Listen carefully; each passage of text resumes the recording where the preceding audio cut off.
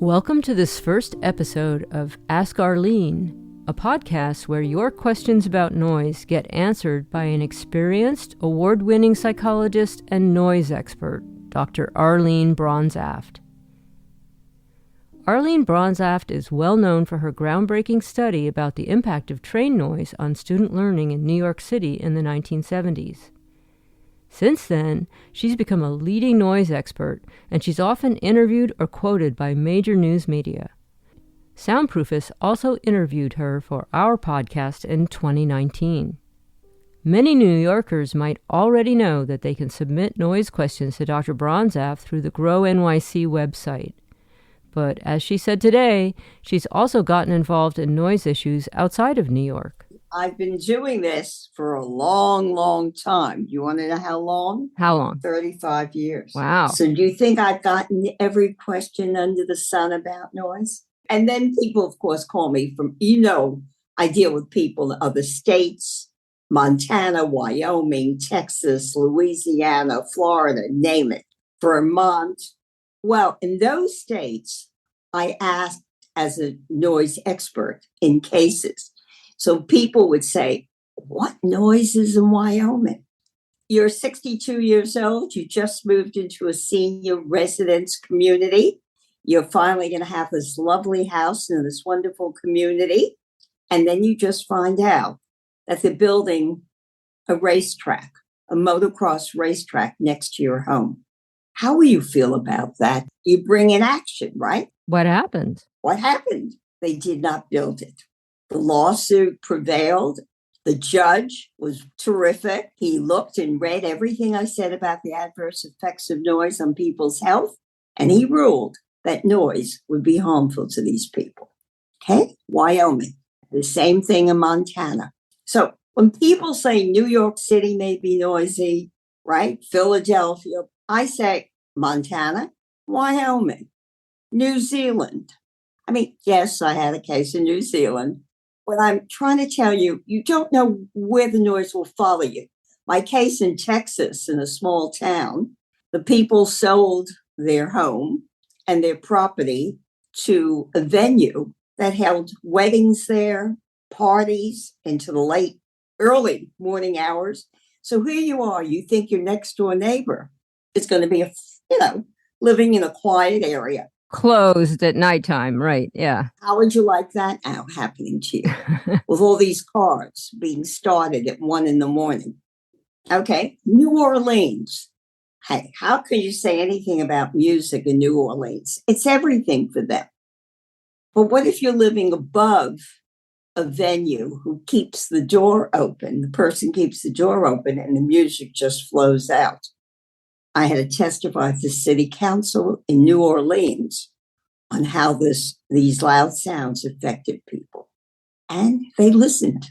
Surprisingly, I was a little nervous about doing that in New Orleans. So what I'm going to tell you, it's all over. And the people who've experienced one noise, let's say I've helped them and they move to another neighborhood. And then I hear from them again. And they say, we can't believe it.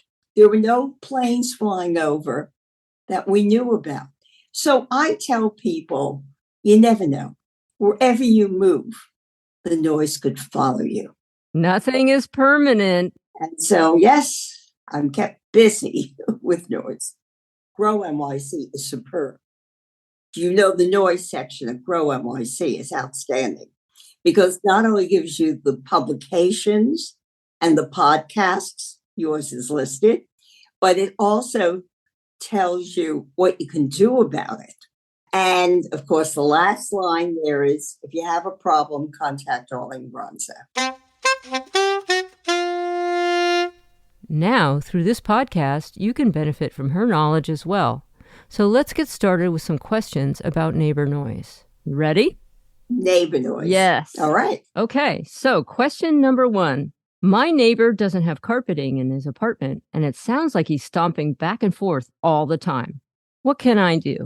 Well, in New York City, we have the warranty of habitability section of people's leases, and that's a state lease. And warranty of habitability is part of the lease.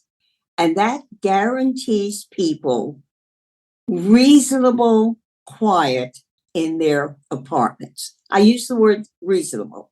If you had read something that said my neighbor's grandchild comes over once in 2 months and drops a toy, I'd probably say, I'm sorry, I can't help you. But if it's stomping, there should be quiet above you.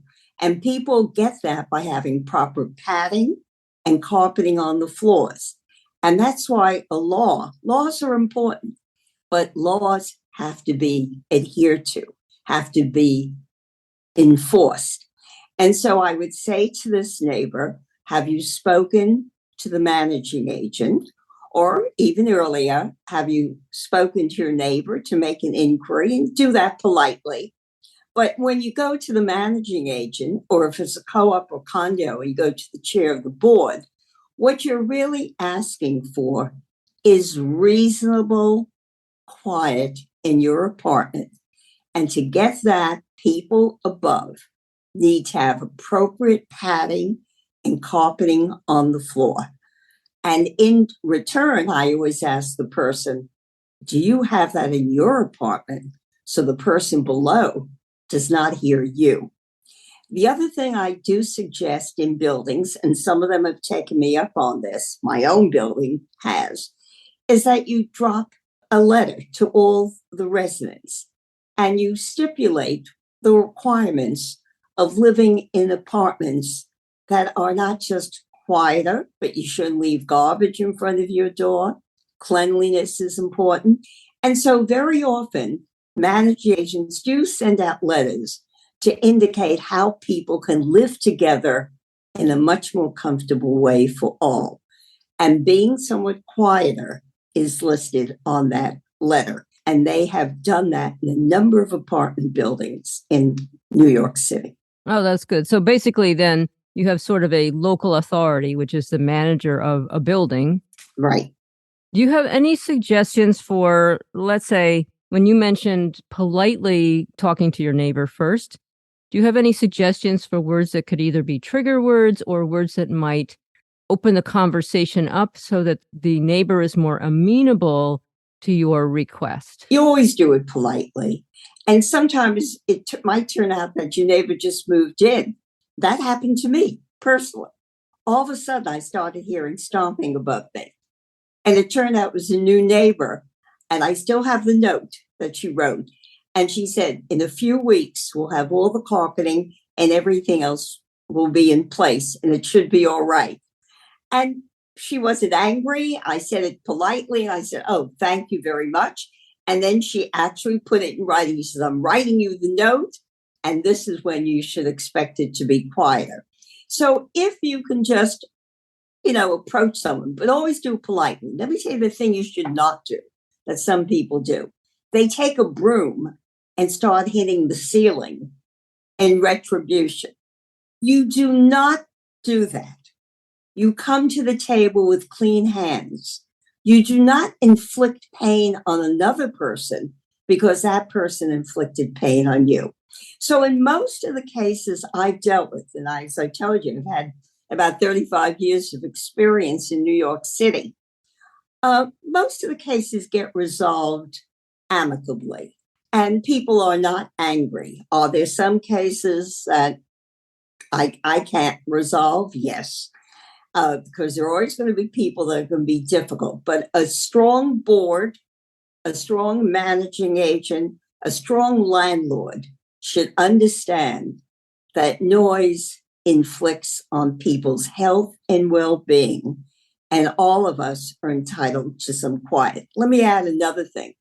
People say, well, you live in New York City and people are rushing through the streets and they have to hear the horn honking and the construction and all the loudness.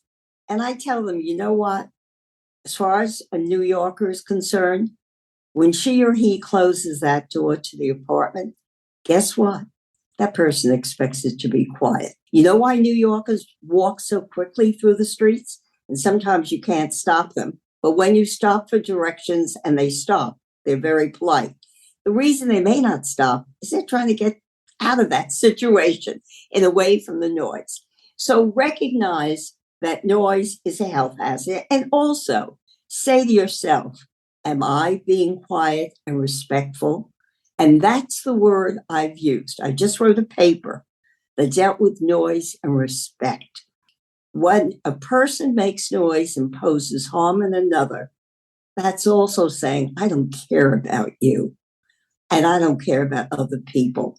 To me, being considerate and being somewhat quieter in your apartment, and I did raise 2 children in an apartment, is being respectful. And I think respect is key. So I have another question for you. Get this one. When my next door neighbors have sex, their bed bangs against the common wall in our apartments, and it's driving me crazy. This is very awkward. How can I approach them? That was a real problem that I had to deal with. My next door neighbor, mine, while having sex, the bed was banging against my wall in the early morning hours. Fortunately, I knew the woman who cleaned their apartment. So I approached her when we were in the laundry room and said, occasionally the bed gets banged up against the wall. And I think beside my hearing the noise, I think it's going to chip the paint and it might cause damage to the wall. So that if you could approach and say, maybe you were cleaning one late night or something and you moved your bed and the bed is banging against the wall, be careful because your bed may end up causing some damage to the paint. So why not move it 1 inch or 2 inches away from the wall? So not only will I not hear the banging, but you are protecting your wall, which could get chipped if this continues. Is that polite? Very polite and very surreptitious. Well done. Thank you. Without anybody getting upset about it. It's kind of a win-win. Right. I like that. I've got a new question. I've been working from home ever since COVID started, and my neighbor has small children, and I hear them all the time. I used to be in an office during the day, so I never heard the kids, but now I hear them while I'm trying to get my work done. Should I talk to the parents? Well, this again, I've had a number of these cases. Your neighbor must have been a very polite person while you were working, because when you came home at 6 or at 5:30, you didn't hear the children, which meant she was probably cognizant of the fact that someone below her was coming back from work and her children were told, hey, keep it down. If you didn't hear it at night, again, she was probably cognizant. But she thought, at 1 o'clock or 2 o'clock in the afternoon, you're not there. And so the children were running around. Now you're there. And little kids are accustomed to running around. But I think generally a person that has not allowed the children to intrude on your peace and quiet after 5:30 in the evening or at 7 in the morning was probably cognizant of a potential impact. And what I think you should do is just say politely, I understand. I was generally at work. I know that children enjoy running around, but can you in some way help me out? Because now I'm working at home and there has to be a bit of restraint. And I think people would be considerate. Let me give you another side of this. My grandchildren came to my home. I took care of my grandchildren when they were very young. And my grandson was about 3.5. He came into my apartment. He took off his shoes, but he was running around. And I said, he can't do that. People live downstairs. You've got to walk nicely. So one day we're at his home. He lives in a private home in Queens, and he starts running around. I said, Matt, you're running around. He says, Grandma, no one lives underneath. That's just our downstairs area. In your house, people live underneath. Here, it's okay, Grandma, I could do it. Which showed this 3.5-year-old child understood that when he was in my house, he had to just walk around. He still played. At his house, he knew there was no one living there. So the other point I'd like to make is that children can understand this, and children should be taught to respect other people earlier. And I've also written a book on child rearing. So if anyone wants to question that, look at my book. I'd like to add one more thing to this also, just based on some of my own observations, is that a lot of times people think if they take their shoes off, and the shoes do make an impact noise on the floor, but sometimes walking barefoot can also produce a lot of noise because people walk with their heel bones down, and that's like a giant baseball bat going into the flooring. So, just taking shoes off alone. But what I have found is actually wearing slippers with soft soles makes it very difficult for you to walk heel first. And so that's another suggestion also, but it's probably harder to implement with children. The point I wanted to make is how my 3.5-year-old grandson understood the difference. He was aware of it. And let me add that if you go to New York City's Department of Environmental Protection, we have something called the Sound and Noise Module. It's basically curricula from the lowest grades through high school, educating children on the dangers of noise, how to protect themselves from noise, and the wonder and beauty of quiet. So that in New York City, we have curricula that can be introduced to schools. By the way, you don't have to live in New York City. Anyone can access the curricula, because I think children, with my grandson being an example, and I don't think he was an exception, children should know from early on about sound and how sound impacts on other people. So it's on the Department of Environmental Protection website, and it's called Sound and Noise Module. Great. And I think that's really helpful because sometimes the parents themselves aren't very aware of sound and noise. So you can't always rely on parenting to convey that to children if the parents themselves are unaware of some of these issues. And you know what? Children do go home and talk to the parents about what they learn. And hopefully we'll have the young children telling their parents how noise can harm them. Yeah. So here's a new one. I think there's drug dealing going on in my apartment building. I hear people going in and out of the upstairs apartment all night long, and it can get very noisy. I don't want to confront the visitors or my neighbor. What should I do? Now, that's a tough one. Considering I've been around for 35 years, I've dealt with drugs. I've dealt with prostitution. I've dealt with crime. My mother used to get very nervous. She said, I thought you were dealing with noise. What are you getting involved in? And so I got a call from an older woman who just told me what you just said, that there was a car parked near her apartment, and they would have signaling, like they would toot the horn, and then there was climbing quickly up the stairs and then shortly after down the stairs, and this was keeping her awake.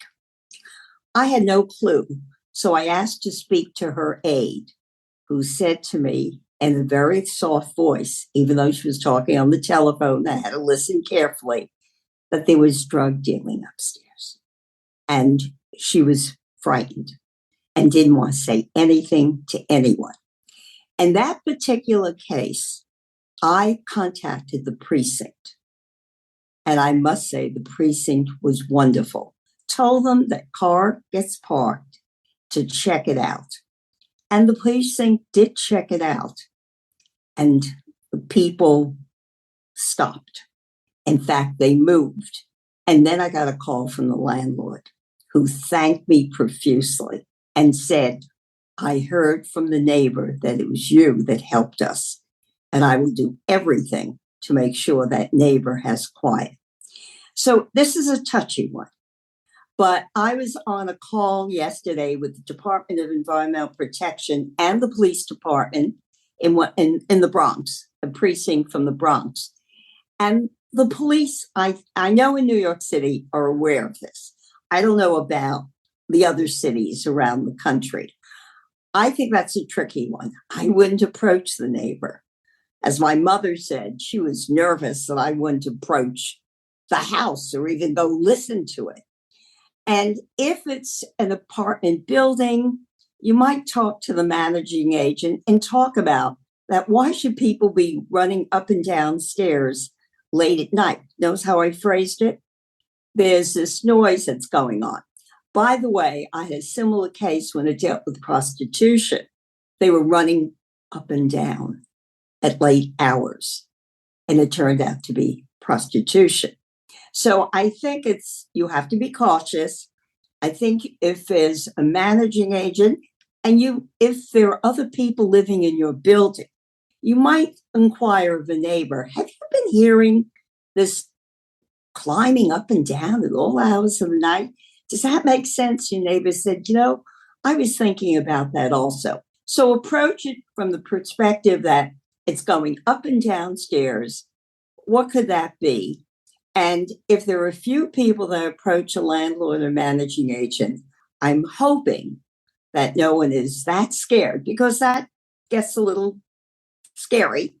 It was for the building with the prostitution. They were a little nervous about that. So here I am, I'm working on noise, and I'm dealing with prostitution and drugs. And you will never understand how nervous my mother was, because she thought her daughter was just a professor doing research and, yes, helping people with noise. She never thought I was getting into those areas. Well, luckily, it all worked out. And it did. Yeah. I have to say, the Brooklyn precinct was wonderful in Bensonhurst. Oh, that's great. Just one more question for today. And it's another neighbor question, of course. My neighbor has started working in an office again and leaves a barking dog home alone all day and is driving me crazy. Any suggestions? That's happening, by the way. And I think landlords and managing agents will be sympathetic to that one.